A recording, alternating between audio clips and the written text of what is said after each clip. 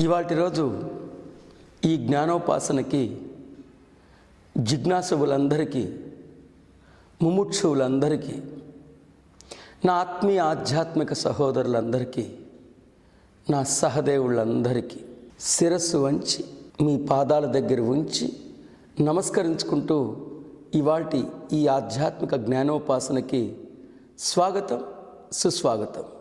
స్వయంభూగానే ఆవిర్భవించాను, శాశ్వతుడిగానే కొనసాగుతున్నాను, సార్వభౌమంతుడిగానే విరాజిల్లుతున్నాను.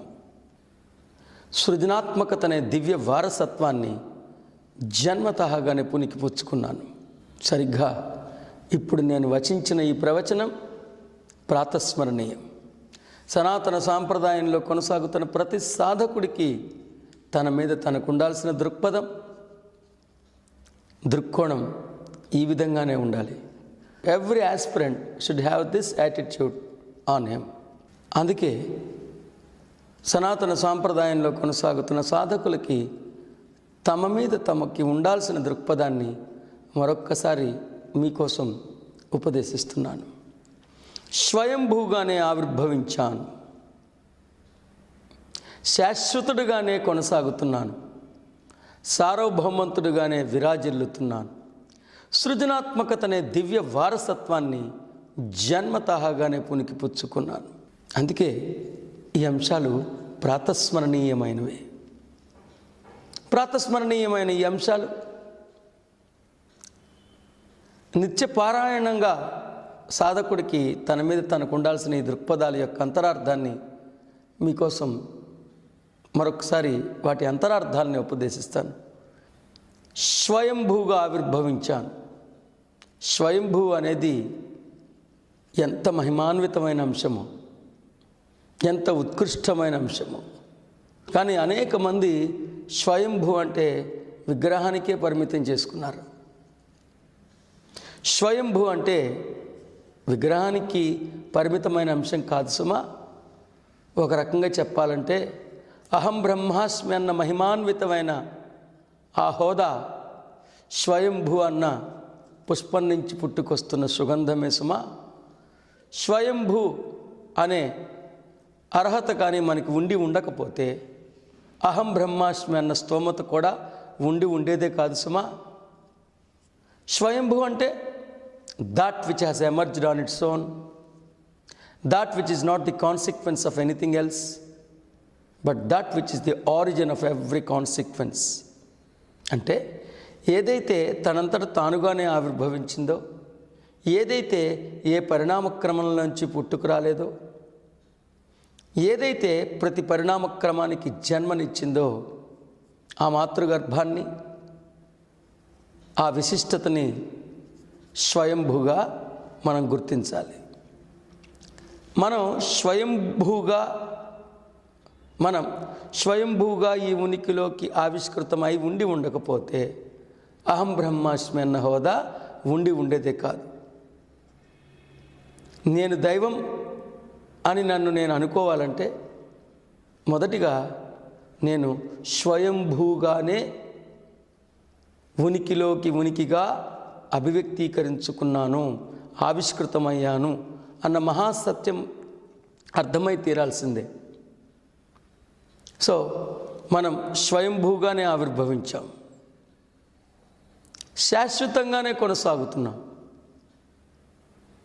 ఈ శరీరం ఉన్నా లేకపోయినా నిరాఘాటంగా నిర్విఘ్నంగా మన జైత్రయాత్ర కొనసాగుతూనే ఉంటుంది. నేను సార్వభౌమంతుణ్ణి, ఆమె సావరిన్ ఎంటిటీ.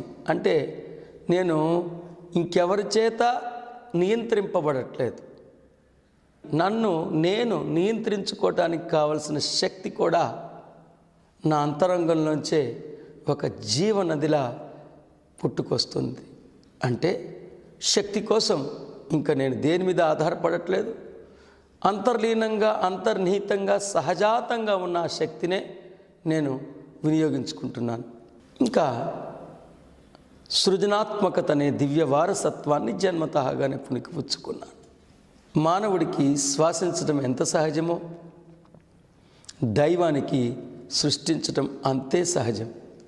శుద్ధశక్తి స్వరూపాన్ని ఆజ్ఞాపించి మన ఆజ్ఞానుసారం వ్యవహరింపచేయగలిగే అతుల్యమైన సామర్థ్యాన్ని దివ్య వారసత్వంగా మనందరం పుణికిపుచ్చుకున్నాం. ఆ దివ్య వారసత్వం పేరే సృజనాత్మకత. సృజనాత్మకత అంటే సృష్టించడం. It is directing the quantum field of energy and making the energy to behave as per our own direction, as per our own will and wish. So మనందరం జన్మతహాగానే సృజనాత్మకవేత్తలం. కాబట్టి మరొకసారి సాధకులు ప్రాతస్మరణీయంగా స్మరించాల్సిన అంశాన్ని మీ ముందు ఉంచుతున్నాను. స్వయంభూగానే ఆవిర్భవించాను, శాశ్వతుడిగానే కొనసాగుతున్నాను, సార్వభౌమంతుడిగానే విరాజిల్లుతున్నాను. సృజనాత్మకత అనే దివ్య వారసత్వాన్ని జన్మతహాగానే పుణికిపుచ్చుకున్నాను. కాబట్టి మనం ద్రష్ట స్రష్ట ఈ రెండు అంశాలు సహజాతమైన అంశాలే అని మనం గుర్తెరగగలగాలి. ఇక ఇవాల్టి రోజు సంకల్ప శక్తి యొక్క సామర్థ్యాన్ని, ఆధ్యాత్మిక జ్ఞానం యొక్క సామర్థ్యాన్ని తెలుసుకునే ప్రయత్నం చేద్దాం. అసలు నేను దైవాన్ని అని తెలుసుకోకపోతే ఇప్పుడు మనకు వచ్చే నష్టం ఏమిటి అనేది చాలామందిలో ఒక ప్రశ్నగానే ఉంటుంది. కానీ ఏ క్షణమైతే నేను దైవాన్ని తెలుసుకుంటానో ఆ క్షణమే నాలో అంతర్లీనంగా, అంతర్నిహితంగా, సహజాతంగా ఉన్న ఒక అద్భుతమైన శక్తి నాకు అందుబాటులోకి వస్తుంది. ఆ శక్తి పేరే సృజనాత్మక శక్తి. సృజనాత్మక శక్తి అంటే మన జన్మలో, జీవితంలో జరిగే సంఘటనలని మనం ఆశించినట్లుగా అవి జరిగేటట్లుగా తీర్చిదిద్దుకోవటం. మరొకసారి చెప్తున్నా, సృజనాత్మక శక్తి అంటే మన జన్మలో, జీవితంలో జరిగే సంఘటనలన్నింటినీ మనం నిర్దేశించి, దర్శకత్వం వహించి, మనం యోచించినట్లుగా, మనం వాంఛించినట్లుగా అవి జరిగేటట్లుగా తీర్చిదిద్దుకోవటమే సృజనాత్మకత. మానవుడికి దేవుడికి ఉన్నది ఒకే ఒక్క వ్యత్యాసం. దేవుడు అనుకున్నది జరుగుతుంది, మానవుడు జరిగిందాన్ని అనుకుంటూ ఉంటాడు. కాబట్టి స్వయంభూ అని అర్థం చేసుకుని, అహం బ్రహ్మాస్మి అన్న స్థోమతలోకి మనల్ని మనం ఉద్ధరించుకుని, ఇవాటి రోజు ఆ దైవం యొక్క సహజ శంకరాభరణమైన సృజనాత్మకత గురించి కూడా సమగ్రమైన అవగాహనని పొందుదాం. మరి చాలామందికి మన రాతలన్నీ ముందే నిశ్చయింపబడతాయి, ముందే నిర్ణయింపబడతాయి, మనం వాటిని మార్చుకోలేము అని నమ్ముతూ ఉంటారు. అయ్యా, భగవద్గీత లాంటి ఈ ఉత్కృష్టమైన గ్రంథం మనం అర్థం చేసుకోగలిగితే, గీతాచార్యులు ఉపదేశించిన ఆ మహాత్యాల్లోని అంతరార్థాలని మనం గ్రహించగలిగితే రాత మార్చుకోలేమంటారా? గీత రాత మార్చలేకపోతే ఇక గీత ఎందుకు? గీత రాత మార్చగలిగితే ఇక రాత ఎందుకు? మార్చలేని రాత రాత కాదు, పరమ రోత. అందుకే ఈ సందర్భంలో సాధకులు తమ మదిలో మెదిలే ఒక అజ్ఞానాన్ని బహిష్కరించండి. మనం ఏం తినాలి, ఏం బట్టలు వేసుకోవాలి, ఈ రోజున ఏం సంఘటనలు జరగాలి, ఇవన్నీ ముందుగానే నిర్ణయింపబడతాయి. ఆ నిర్ణయాలకు అనుగుణ్యంగానే మనం జీవిస్తామనే ఒక వెకిలి అజ్ఞానాన్ని ముండనం చేసుకోండి. మన జన్మలో, జీవితంలో జరిగే సంఘటనలన్నీ ముందుగానే నిర్ణయింపబడితే వాటిని మార్చుకోగలిగే స్తోమత, అర్హత మనకి లేకపోతే ఇంక నేను దైవాన్ని తెలుసుకోవటం వల్ల వచ్చే ఉపయోగం ఏముంది? ఎందుకంటే ఏ క్షణమైతే అహం బ్రహ్మాస్మి అన్న మహాత్యాన్ని మనం అర్థం చేసుకుంటామో, స్వయాన్ని ఆవిష్కృతం చేసుకుంటామో, ఆ క్షణం నుండి మన భవిష్యత్తుని మన ఆజ్ఞానుసారం తీర్చిదిద్దుకోగలిగే స్తోమత మనకి ఉంటుంది. ఆ స్తోమత పేరే సృజనాత్మకత. Yes, again I'm telling you, we're empowered to direct the quantum field of energy and make the energy act as per our own will and wish. శుద్ధ శక్తి స్వరూపాన్ని ఆజ్ఞాపించి మన ఆజ్ఞానుసారం వ్యవహరింప చేయగలిగే అతుల్యమైన సామర్థ్యమే సృజనాత్మకత. ఈ జన్మలో, జీవితంలో జరిగే సంఘటనలన్నీ స్వయంగా మనమే సృష్టించుకోవచ్చు. కాబట్టి గీత రాత మార్చగలుగుతుంది అని మరొక్కసారి మీకు తెలియజెప్తున్నాను. ఈ సందర్భంలో సృజనాత్మక శాస్త్రాన్ని అధ్యయనం చేసే ఈ క్రమంలో, బ్రహ్మాస్త్రాన్ని మీకు అందించే ఈ క్రమంలో, బ్రహ్మాస్త్రం అంటే సృజనాత్మక శాస్త్రమే. శస్త్రం కన్నా శాస్త్రమే శక్తివంతమైంది సుమా. శస్త్రచికిత్స కన్నా శాస్త్రచికిత్సే శక్తివంతమైనది. అందుకే అర్జునుడు శస్త్రం కలిగి ఉన్న నిర్లిప్తకు లోనైతే శాస్త్రంతోనే ఆ అర్జునుడికి మళ్ళీ స్ఫూర్తిని అందించి శస్త్రం పట్టుకునేంత శక్తివంతుడిగా తీర్చిదిద్దాడు. సాధకులు ఖచ్చితంగా అర్థం చేసుకోవాలి, శస్త్రం కన్నా శాస్త్రమే శక్తివంతమైనది. శస్త్రచికిత్స కన్నా శాస్త్రచికిత్సే అద్భుతమైనది. అందుకే సృజనాత్మక విద్యని నేర్చుకునే ఈ క్రమంలో మనం మన నుంచి మరో అజ్ఞానాన్ని నిర్దాక్షిణ్యంగా ముండనం చేసుకోవాల్సి ఉంటుంది. ముండనం అంటే ప్రక్షాళన, డిస్కార్డ్. అందుకే మన నుండి మరొక అజ్ఞానాన్ని మనం ప్రక్షాళన చేసుకోవాల్సి ఉంటుంది. ఆ అజ్ఞానమే కోరికలే ఉండరాదు. కోరికలే ఉండరాదు. కోరికలు దుఃఖానికి మూలం కాదు, దురాశ దుఃఖానికి మూలం. కోరుకోవాల్సిన చోటు నుండి కోరుకోకుండా ఉండటమే దురాశ అంటే. ఆ దురాశ ఏంటో తర్వాత తెలుసుకుందాం. కానీ అసలు శ్రీకృష్ణుడు కోరికలు ఉండొచ్చు అని చెప్పారా, కోరికలు ఉండకూడదని చెప్పారా, ఒకసారి మనం అర్థం చేసుకునే ప్రయత్నం చేద్దాం. ఈ సందర్భంలో కర్మయోగం 10వ శ్లోకం, అంటే 3వ అధ్యాయం 10వ శ్లోకం. కల్పాది యందు బ్రహ్మదేవుడు యజ్ఞ సహితంగా ప్రజల్ని సృష్టించి ఈ యజ్ఞములో మీకు కామధేనువు వలె కోరిన కోరికలన్నీ తీర్చుడు అని పలికెను. మరొకసారి కర్మయోగం 10వ శ్లోకం. ఈ శ్లోకం ద్వారా నేనేం చెప్పడానికి ప్రయత్నిస్తున్నానంటే, గీతాచార్యులైన శ్రీకృష్ణుడు అసలు కోరికలే ఉండకూడదని చెప్పలేదని, కోరికలు ఉండొచ్చు, ఆ కోరికలు ఎలా తీర్చుకోవాలో సైతం వారు ఉపదేశించారని మీకు తెలియచేయటం కోసమే నా ఈ ప్రయత్నం. ఈ శ్లోకం మీకు అర్థమవ్వాల్సిన రీతిలో అర్థమైతే, ఈ శ్లోకంలో ఉన్న అంతరార్థాన్ని మీ మస్తిష్కంలో అనుష్ఠానం చేసుకోగలిగితే, మీ మదిలోంచి కోరికలే ఉండకూడదన్న అజ్ఞానపు వెకిలి అంశం బహిష్కరింపబడుతుంది. కోరికలే ఉండకూడదని సంకల్ప శక్తిని ఎలా తెలుసుకుంటారు? మన భవిష్యత్ అంతా ముందుగానే నిర్ణయింపబడుతుందని తీవ్రంగా విశ్వసిస్తూ సంకల్ప శక్తిని ఎలా తెలుసుకుంటారు? తెలుసుకుంటం వలన ఉపయోగం ఏంటి?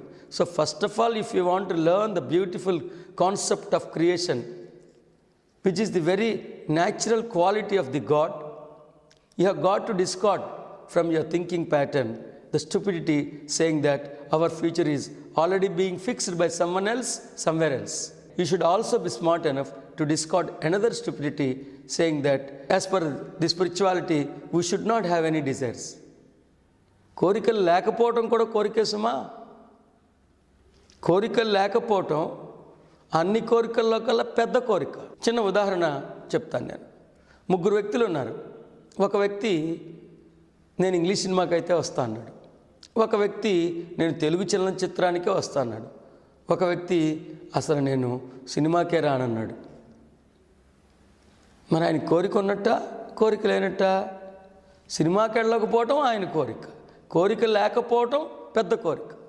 కాబట్టి 3వ అధ్యాయం 10వ శ్లోకాన్ని మీకు మరొకసారి విశ్లేషించడానికి ప్రయత్నం చేస్తున్నాను. కర్మయోగం, భగవద్గీత 10వ శ్లోకం. ఈ కల్పాది యందు బ్రహ్మదేవుడు యజ్ఞ సహితంగా ప్రజల్ని సృష్టించి ఈ యజ్ఞములే మీకు కామధేనువు వలె కోరిన కోరికలనెల్లా తీర్చును అని పలికెను. మరి చెప్పండి, కోరికలు ఉండొచ్చు అని చెప్పారా, ఉండకూడదని చెప్పారా? అన్ని కోరికల్ని తీర్చగలిగే కామధేనువు మనలోనే అంతర్లీనంగా అంతర్గర్భితంగా నిండి నిబిడీకృతమైందని గీతాచార్యులు ఉపదేశిస్తున్నారు కదా. కోరికలే లేకపోతే కామధేనువు ఎందుకండి? కాబట్టి గీతాచార్యులైన శ్రీకృష్ణుడు సైతం కోరికలు ఉండొచ్చు అని చెప్పారనేది సాధకులు అర్థం చేసుకుని తీరాలి. ఇక ఈ 2 అజ్ఞానాలు మీ నుంచి ముండనం అయిపోయినాయి కదా. ఇంకో విషయం, యద్భావం తద్భవతి అన్న భగవత్ వాక్యాన్ని మీ అందరూ వింటూనే ఉన్నారు కదా. యద్భావం తద్భవతి అంటే ఏంటండి? ఇక్కడ నువ్వు ఏది సంకల్పిస్తే అక్కడ అది జరుగుతుంది. ఈ భావమే భవతిగా మారుతుంది. నిజం బట్టే నీడ, అంతరంగం బట్టే బాహ్యం, భావం బట్టే భవతి, యామతి సా గతి, నీ మతి బట్టే గతి ఉంటుంది. ఇవన్నీ చెప్తూనే ఉన్నారు కదా. మరి యద్భావం తద్భవతి అన్న భగవద్వాక్యం నిజానికి నిజమే అయితే మన జీవితాలు ముందుగానే నిర్ణయింపబడతాయని మీరు ఎలా అనుకోగలుగుతారండి? యద్భావం తద్భవతి అంటే ఇక్కడ నువ్వు ఏదనుకుంటే అదే జరుగుతుంది. మన భవిష్యత్ అంతా ముందుగానే నిర్ణయింపబడుతుందంటే ఇక్కడ ఏదనుకుంటే అది జరుగుతుందా? వాళ్ళు ఏది రాస్తే అదే జరుగుతుంది.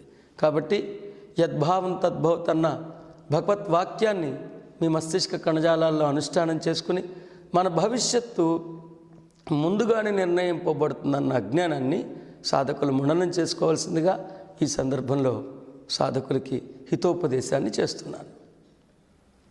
మరి ఇప్పుడు ఆ సంకల్ప శక్తి అంటే ఏంటో తెలుసుకుందాం. ఆత్మశక్తిని నిత్య నిజ జీవితంలో వినియోగించుకోవటమే సంకల్ప శక్తి. సంకల్పం అంటే స్వయం యొక్క కల్పన, దైవం యొక్క స్థితిలో స్థితమై మనం వాంఛిస్తున్న వాంఛని అంతరంగంలో దృశ్యకావ్యంగా అనుభూతి చెందితే అప్పుడే అది ఇప్పుడే ఇక్కడే జరిగిపోయిందని పరిగణించగలిగితే సరిగ్గా మన అంతరంగంలో అనుభూతి చెందిందే కాలక్రమంలో పదార్థ రూప జగత్తులో, దృశ్యమాన జగత్తులో సంభవంగా సంఘటనగా రూపుదిద్దుకుంటుందని సాధకులు గుర్తెరగగలగాలి, తెలుసుకోవాలి. మరొకసారి చెప్తున్నా, నేను దైవం అని తెలుసుకోవటానికి ఖచ్చితంగా ప్రతి మనిషి నేను దైవం అని తెలుసుకుని తీరాల్సింది. ఎందుకంటే అంతర్గర్భితంగా సహజాతంగా అలరారుతున్న సృజనాత్మకతనే ఈ జీవన నదిని తమ వినిమయంలోకి తెచ్చుకోవటం కోసం. సృజనాత్మకత అంటే సాక్షాత్తు ఆ దైవం స్వయంగా నేనేనన్న స్థితిలో స్థితమై చేసే తొలి సంతకం పేరే, తొలి ఆజ్ఞ పేరే. The first signature signed in the capacity of I am God can be termed as creation, the thought power, the visualization. అంటే ఎన్నో ఈ జీవితంలో ఇప్పటికే కొన్ని వందల వేల జన్మలు గడిచిపోయాయి. ఆ వందల వేల జన్మల్లో ఈ జన్మ కూడా ఇప్పటికే చాలా వత్సరములు రోజులు గడిచిపోయాయి. కానీ అవన్నీ గడిచిపోతూనే ఉన్నాయి. కానీ ఏనాడైతే నేను నా స్వస్వరూప స్వస్వభావ జ్ఞానాన్ని తెలుసుకుని స్వయాన్ని ఆవిష్కరించుకున్నానో ఉత్తర క్షణం నేను ఒక సృజనాత్మకవేత్తగా రూపాంతరం చెందాను. అంటే సాక్షాత్తు ఆ దైవం స్వయంగా నేనేనన్న నిజ దివ్య స్థితిలో స్థితమై మనం వాంఛిస్తున్న వాంఛని, ఆ వాంఛ యొక్క శుభ పరిణామాన్ని అంతరంగంలో దృశ్య కావ్యంగా అనుభూతి చెంది అది ఇప్పుడే ఇక్కడే జరిగిపోయిందని పరిగణించగలగటమే. అలా అనుభూతి చెందిందే కాలక్రమంలో బాహ్యంలో దృశ్యమాన జగత్తులో సంభవంగా సంఘటనగా రూపుదిద్దుకుంటుంది అన్న మహిమాన్వితమైన జ్ఞానమే సృజనాత్మకత అంటే. సృజనాత్మక శాస్త్రం గురించి సందర్భోచితంగా మీకు మరిన్ని అంశాలని తెలియజేస్తాను. ఇప్పటికీ స్వస్తి.